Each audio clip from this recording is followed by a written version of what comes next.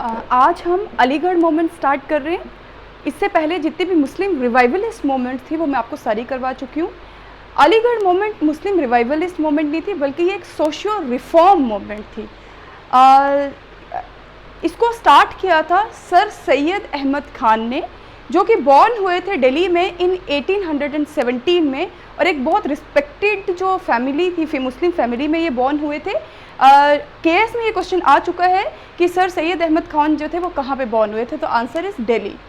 और इनकी जो एजुकेशनल बैकग्राउंड अगर हम देखें तो इन्होंने ट्रेडिशनल मुस्लिम स्टाइल में जो थी इनकी एजुकेशन जो है वो स्टार्टिंग में हुई थी। इनकी जो आइडियोलॉजी है वो बाकी जो रिवाइवलिस्ट थे, मुस्लिम रिवाइवलिस्ट या रिफॉर्मर्स जो थे, उनसे बहुत डिफरेंट थी। वो क्यों डिफरेंट थी उसके बारे में मैं आपको बताती हूँ। बेसिकली ये ईस्ट इंडिया कंपनी की जुडिशियल सर्विसेज में थे। 1857 का जब रिवोल्ट हुआ था तो he was in the services of east India company. इनका 1857 रिवोल्ट की जो लीगेसी थी उसकी वजह से इनकी आइडियोलॉजी ये बन गई कि ब्रिटिशर्स ने जो है वो मुस्लिम्स को कॉन्स्पिरेटर बोला, कि 1857 में जितनी भी कॉन्स्पिरेसी थी वो मुस्लिम्स की वजह से हुई थी।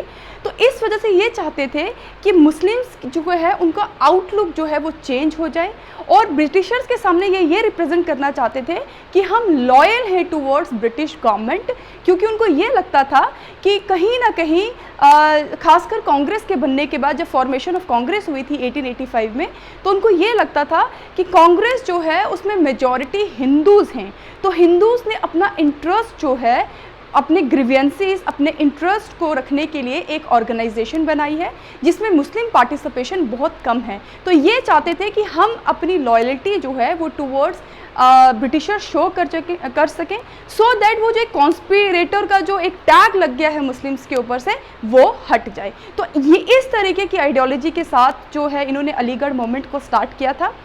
सबसे पहले मैं इनका थोड़ा सा आपको इनकी जो सर्विस बैकग्राउंड है उसके बारे में बता देती हूँ, कि जैसे कि मैंने आपको बता दिया कि 1857 के टाइम पे ये ईस्ट इंडिया कंपनी की जुडिशियल सर्विसेज में थे। उसके बाद 1876 में ये रिटायर्ड हो गए। ही was very loyal towards Britishers, so that was the reason he became the member of Imperial Legislative Assembly in 1878। उस टाइम पे जो Imperial Legislative Assembly थी उसका मेंबर इनको बनाया गया था। और सर सैयद खान का ये मानना था कि जितना हो सके हमें रिकन्सिलिएशन करना चाहिए ब्रिटिश अथॉरिटीज़ के साथ में। तो इनकी इसी सोच के साथ एक बुक इन्होंने, एक इनका वर्क था बहुत इंपॉर्टेंट, जिसको बोलते हैं द लॉयल मोहम्मडन्स। ये बहुत बार ये वाला क्वेश्चन आपको आ चुका है कि इनकी जो बुक है लॉयल मोहम्मदन बुक किसने लिखी है, तो answer is sir Syed Ahmed Khan.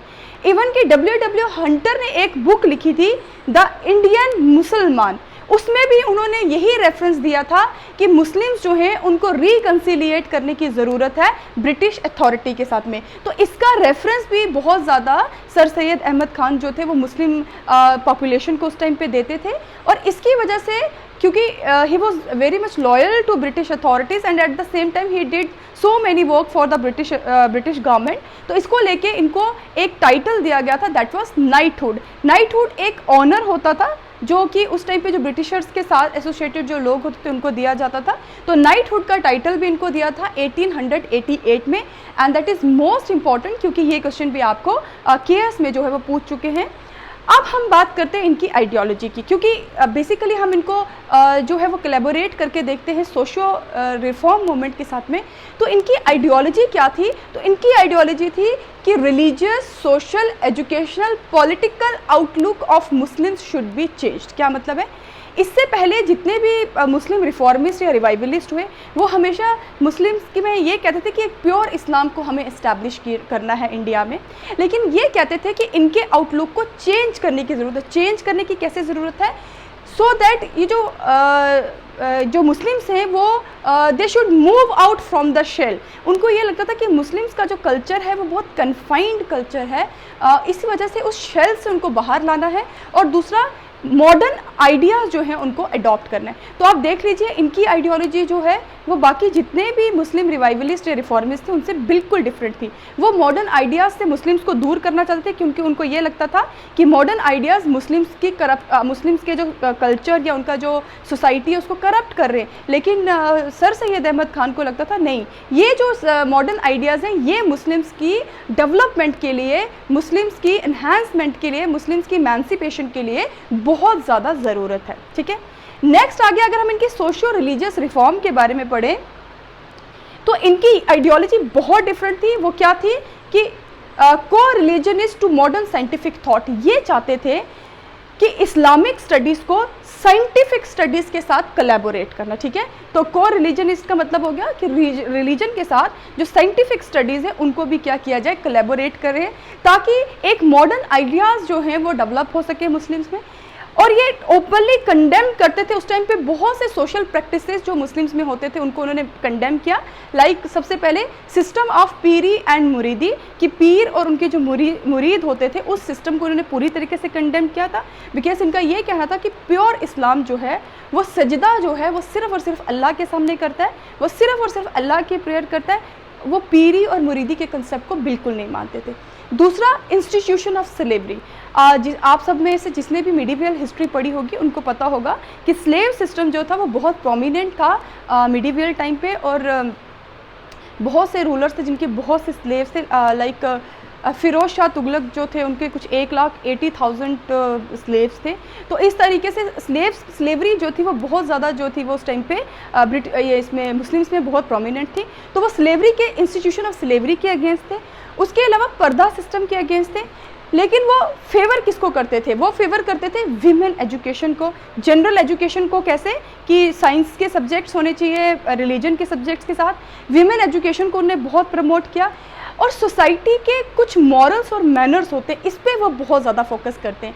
That means कि उन्होंने सोशल इंटेलिजेंस पे बहुत ज़्यादा बात किया। उनको ये लगता था कि बीइंग ए मुस्लिम्स, जो बाकी मुस्लिम्स हैं उनको मैं प्रॉपर मैनर्स और मोरालिटी दिखाऊं कि किस तरीके से एक मुस्लिम को रहना चाहिए। तो उसको लेके एक बहुत इंपॉर्टेंट बुक भी इन्होंने लिखी थी जिसको बोलते हैं तहदीब उल अखलाक। तहदीब उल अखलाक का मतलब है improvement of manners and morals. तो ये बुक भी बहुत इंपॉर्टेंट है बिकॉज ये वर्क जो है इनका बहुत बार यूपीएससी में भी और केएस में भी इसको पूछ चुके हैं। नेक्स्ट आ गया एक बहुत कंट्रोवर्शियल चीज़ जो इन्होंने की थी, that was commentary on Quran. कि कुरान को लेके इनकी एक कमेंट्रीज है कुरान को लेके, उसमें इन्होंने जो नैरो आउटलुक ऑफ इंटरप्रेटर्स हैं उनके बारे में बात की। क्या मतलब होता है इसका?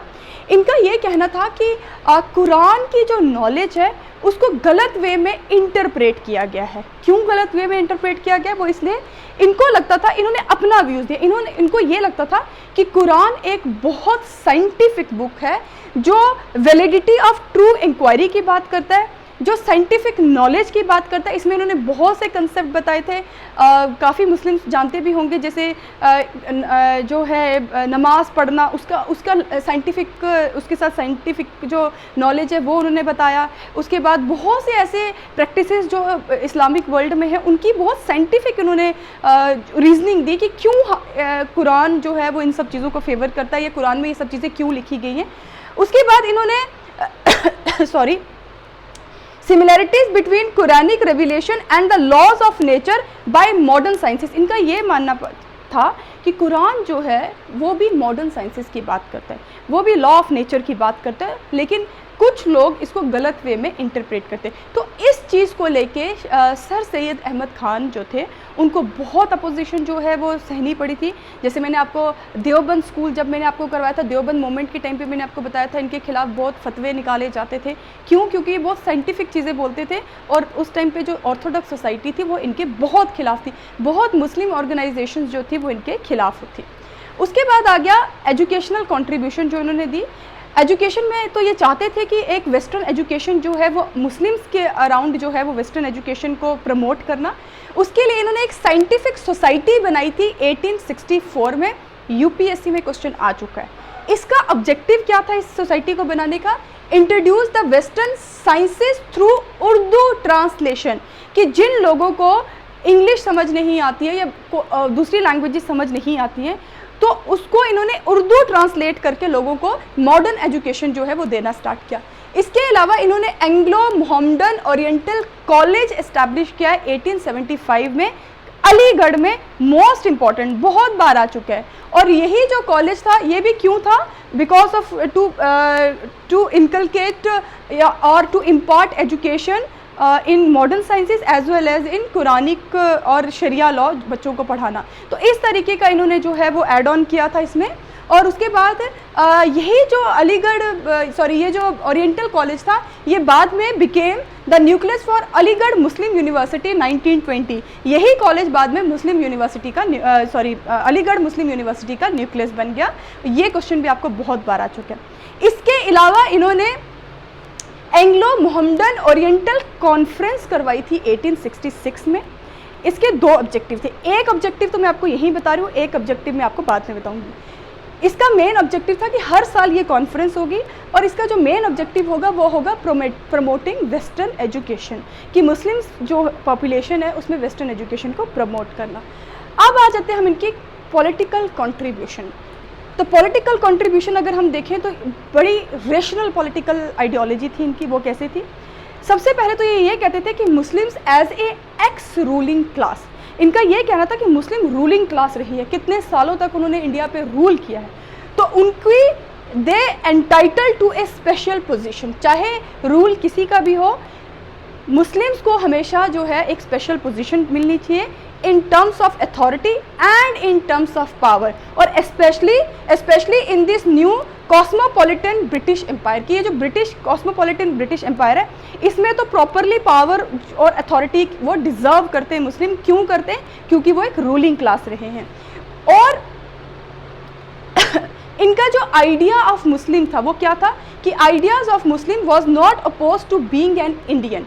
ये नहीं कहते थे कि मुस्लिम जो है वो रूलिंग क्लास है तो वो इंडियन नहीं है, वो इस चीज़ को बुरा मानते थे कि जो मुस्लिम्स हैं वो इंडियन ही हैं, लेकिन अगर वो रूलिंग क्लास है तो वो इंडियन, लेकिन वो रूलिंग क्लास रही है इसीलिए उनकी ग्रेटर रिप्रेजेंटेशन होनी चाहिए एडमिनिस्ट्रेशन में। इस तरीके की आइडियोलॉजी, पॉलिटिकल आइडियोलॉजी थी इनकी। और इनकी जो पॉलिटिकल आइडियोलॉजी अगर हम कंपेयर करें कांग्रेस से तो वो बिल्कुल डिफरेंट थी। कैसे डिफरेंट थी मैं आपको बताती हूँ कि कांग्रेस कहता था कि India as a nation state based on individual citizens right, कि इंडिया जो है एक नेशन स्टेट है जो किसके ऊपर बेस्ड है? इंडिविजुअल सिटीजन राइट्स पे। लेकिन इनका कहना था इंडिया फेडरेशन ऑफ कॉम्स मतलब ethnic communities based on common descent. इनका ये कहना था जी नहीं, इंडिया जो है वो एक फेडरेशन ऑफ कॉम्स है, यानी डिफरेंट एथनिक कम्युनिटीज़ में डिवाइडेड है, और इनका जो बेस है, जो कॉमन बेस, वो उनका कॉमन डिसेंट से उनका जो है वो बेस है। इनका बेस एज ए सिटीज़न या एज ए नेशन स्टेट नहीं है। तो दोनों की आइडियोलॉजी, कांग्रेस की और सर सैयद अहमद खान की आइडियोलॉजी में बहुत बड़ा डिफरेंस था। But that does not mean कि वो ये कहते थे कि मुस्लिम जो है वो इंडियन है। वो कहते हैं वो इंडियन है, लेकिन उनकी जो क्योंकि वो रूलिंग क्लास है, क्योंकि उनका पीछे से जो डिसेंट चलता आ रहा है उसके बेसिस पे वो एक इम्पॉर्टेंट कॉम है, तो इस वजह से उनकी रिप्रेजेंटेशन जो है वो एडमिनिस्ट्रेशन में भी होनी चाहिए, उनके पास पावर भी होनी चाहिए, अथॉरिटी भी होनी चाहिए। ठीक है, तो इसको लेके इन्होंने जिस चीज़ पे कांग्रेस सपोर्ट करता था उस चीज़ पे इन्होंने क्या करना शुरू कर दिया, उसके अपोजिशन में ये आ गए। जैसे आईबिट बिल जो था इसको उन्होंने खुल के अपोज़ किया था। नेक्स्ट जब वीडियोस आएंगी उसमें मैंने आपको आईबिट बिल जो है वो डिटेल में बताना है। यहाँ पे बस आप इतना समझ लो, क्योंकि ये क्वेश्चन आ चुका है कि आईबिट बिल को इन्होंने अपोज़ किया था, फेवर किया था। तो आंसर इज़ ये बिल्कुल उसके अपोजिशन में थे। क्यों? क्योंकि कांग्रेस कहीं ना कहीं उसको फेवर कर रहा था।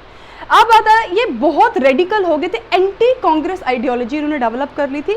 तो उसके लिए इन्होंने क्या किया कि इन्होंने कुछ ऐसे काम करने शुरू कर दिए जो बिल्कुल कांग्रेस के अगेंस्ट थे। जैसे फॉर एग्जांपल मैंने आपको बताया था एंग्लो मोहम्मडन ओरिएंटल कॉन्फ्रेंस जो उन्होंने करवाई थी 1866 में, और बोला था कि वो हर साल होगी। वो क्यों होगी हर साल? ताकि कांग्रेस जो है उनकी भी कॉन्फ्रेंस, उनकी जो मीटिंग हर साल जो जनरल उनकी जो वो होती थी, क्या कहते हैं, मीटिंग होती थी, जो हर सेशन होता था, तो उसके अपोजिशन में इन्होंने ये कॉन्फ्रेंस स्टार्ट कर दी। और ये कॉन्फ्रेंस को स्टार्ट करने का इनका मेन मकसद क्या था? इनका मेन मकसद था कि इनको ये लगता था कि कांग्रेस जो है वो एक हिंदू मेजॉरिटी को जो है वो इकट्ठा कर रही है, वो इसलिए कर रही है ताकि वो मुस्लिम माइनॉरिटीज़ को डोमिनेट कर सके, ठीक है। डोमिनेट किस में कर सके, एज एन इलेक्टोरेट वो क्या कर सके, डोमिनेट कर सके। तो इसीलिए हम ऐसा नहीं होने देंगे। इस कॉन्फ्रेंस के थ्रू वो मुस्लिम पॉपुलेशन को पॉलिटिकल अवेकनिंग जो है वो देते थे। उसके अलावा इनका ये जो मेजॉरिटी फोबिया था ये और भी ज़्यादा तब लोगों को समझ आने लगा जब 1893 में एक काउ किलिंग राइट्स हुआ था। इंडिया में एक काउ किलिंग राइट्स हुए थे। अब यहाँ पे क्या हुआ कि हिंदूज कहने लगे कि काउ स्लॉटरिंग जो है वो बैन होनी चाहिए इंडिया में, और कांग्रेस उसके ऊपर चुप रहा। कांग्रेस ने, क्योंकि कांग्रेस, आप जिसने भी मॉडर्न हिस्ट्री पढ़ी है उनको पता होगा कि कांग्रेस पहले जो भी सोशल चीज़ें होती थी, सोसाइटी से या रिलीजियस चीज़ों से ज़्यादा इंटरफेयर नहीं करता था। उनका मेन एजेंडा जो होता था वो होता पॉलिटिकल अवेकनिंग, या जो भी ग्रीवियांसीज से लोगों के वो ब्रिटिशर्स तक पहुँचाना। सोशल और रिलीजियस एरियाज़ में ज़्यादा वो इंटरफेयर नहीं करते थे। तो कांग्रेस इस चीज़ के ऊपर चुप रही हिंदूज़ की बात। लेकिन सर सैयद अहमद खान जो थे वो इतने अपोजिशन में चले गए थे कांग्रेस के कि उन्होंने जो राजा ऑफ बनारस थे, राजा शिव प्रसाद ऑफ बनारस के साथ मिलके he stood against the Congress कि भाई कांग्रेस इसके ऊपर चुप क्यों है, बैन क्यों नहीं करने देते हैं काउ स्लॉटरिंग को। तो इसको लेके भी बहुत कंट्रोवर्सी हुई थी। इनके बहुत से लोग खिलाफ हो गए थे कि इन्होंने बनारस ऑफ राजा को जो है वो सपोर्ट किया था कांग्रेस के अगेंस्ट। तो इसको लेके भी इनकी बहुत ज़्यादा जो है वो कंट्रोवर्सी हुई थी। और मैंने आपको बताया था कि ये जो एंग्लो मोहम्मडन ओरिएंटल कॉन्फ्रेंस जो थी, ये बेसिकली मेन इनका फोकस यही होता था कि कांग्रेस की कॉन्फ्रेंस के अगेंस्ट एक कॉन्फ्रेंस रखना जहाँ पे मुस्लिम्स को नेशनल अवेकनिंग दे सके। ये कभी हिंदूज़ के खिलाफ नहीं बोलते थे, ये सिर्फ और सिर्फ कांग्रेस के खिलाफ बोलते थे। और क्योंकि वो हिंदू मेजॉरिटी, ये ज़रूर बोलते थे कि ये हिंदू मेजॉरिटी जो है वो ऑर्गेनाइजेशन है। इसके अलावा इन्होंने Anglo Mohammedan oriental defence association भी स्टार्ट किया था। उसके स्टार्ट करने के पीछे इनका मकसद क्या था कि जो कांग्रेस की जो पब्लिसिटी बढ़ रही है उसको चेक करना कि वो इतने मतलब कांग्रेस में ज़्यादा लोग नहीं आने चाहिए। तो इस तरीके की चीज़ें इन्होंने की। इसके अलावा इन्होंने एक बहुत इंपॉर्टेंट है कि इन्होंने इंडियन यूनाइटेड पेट्रियोटिक एसोसिएशन जो थी वो राजा बनारस के साथ स्टार्ट किया था, जिसके 2 ऑब्जेक्टिव थे। इसका भी ऑब्जेक्टिव यही था कि टू अपोज कांग्रेस को अपोज करना, और दूसरा to plead for government patronage for the Muslims, कि गवर्नमेंट पेट्रोनेज जो है वो मुस्लिम्स को मिलनी चाहिए। तो इस एसोसिएशन का भी मेन काम जो था वो यही था कि कांग्रेस को अपोज करना। तो इस वजह से ज़्यादा ये इनकी जो पॉलिटिकल आइडियोलॉजी थी वो फोकस हो गई थी सिर्फ और सिर्फ कांग्रेस को अपोजिशन के लिए। लेकिन हुआ ये कि 1887 में जो कांग्रेस का 3rd सेशन था, जिसको प्रिजाइड किया बदरुद्दीन तैयब जी ने, तब से जो है वो काफ़ी लोग जो थे वो कांग्रेस के साथ जुड़ने लगे, क्योंकि मुस्लिम जो थे वो कांग्रेस के प्रेसिडेंट बन गए उस टाइम पे। तो यही रीज़न था कि इनकी जो आइडियोलॉजी थी उससे थोड़ा लोग हटके किसकी तरफ जाने लगे, क्योंकि बहुत रेशनलिस्ट हो रहे थे और कांग्रेस में लोग जो थे वो आने लगे। और इसके बाद 1898 में इनकी डेथ हो जाती है। लेकिन ये जो अलीगढ़ मूवमेंट है ये चलती रहती है, ऑल्दो वो बाद में जाके जो है वो जैसे जब मैंने आपको ये जो था नेशनल जो नॉन कॉपरेशन मूवमेंट थी, तो उसमें तो ये सारी मूवमेंट जो थी वो मर्ज हो गई थी। तो ये जो था, this is all about sir Syed Ahmed Khan. इसके अलावा और इन्फॉर्मेशन जो है वो मुझे नहीं लगता कि आपको कलेक्ट करने की ज़रूरत है। अगर आपको मेंस पॉइंट ऑफ व्यू से आएगा तो आप उनके सोशो रिलीजियस रिफॉर्म, उनके एजुकेशनल रिफॉर्म्स और पॉलिटिकल कॉन्ट्रीब्यूशंस को आराम से लिख सकते हैं। जितना भी आपका हिंदू रिफॉर्मिस्ट मूवमेंट थे और मुस्लिम रिफॉर्मिस्ट मूवमेंट जो थे वो मैं आपको करवा चुकी हूँ। अब सिख और पारसीस मूवमेंट रह गया, और एक बहुत इंपॉर्टेंट मूवमेंट है, दैट इज़ थियोसॉफिकल सोसाइटी। तो वो मैं आपको अलग से एक वीडियो बनाऊंगी उसके ऊपर। वो इसलिए क्योंकि हिस्ट्री अगर ऑप्शनल की बात करें तो 2013 या 14 में एक 200 वर्ड्स का क्वेश्चन ही पूरा का पूरा 20 मार्क्स का क्वेश्चन जो था वो आ गया था थियोसॉफिकल सोसाइटी पे। तो इसीलिए वो मैं आपको एक पूरी वीडियो जो है उसी पे बनाऊंगी, सो दैट आपके पास अच्छा खासा मटेरियल हो जाए कि आप 200 से या 250 वर्ड्स तक आराम से जो है वो लिख सको। बाकी अगर कोई भी सजेशन होगा तो आप हमारे पेज पे बता दीजिए। जो हमारी प्रीएम्बल की जो वीडियो है वो हर एक संडे को आपको जो है उस वीडियो का जो नेक्स्ट पार्ट है वो संडे को आया करेगा।